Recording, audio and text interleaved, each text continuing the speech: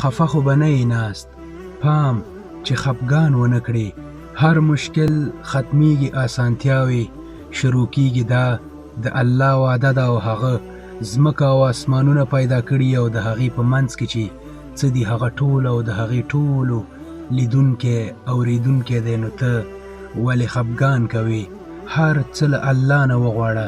د ځمکو او د اسمانونو د خزانو کلیانې له الله سره دي. ته یوازې لټه کوه د هغه چې چاته خوښه شي بې حسابه روزي ورکوي او چاته چې یې خوښه شي روزي پرې تنګوي.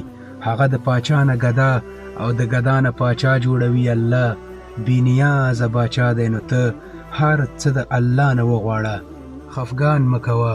پیغمبر صلی الله علیه وسلم فرمایي که په توره شپه، په تور غر، په توره ګټه تور میږی روان وي، الله هغه د خپل عرش نه ویني، د قدمونو آواز یې اوري او د زړه په حال باندې پوهیږي.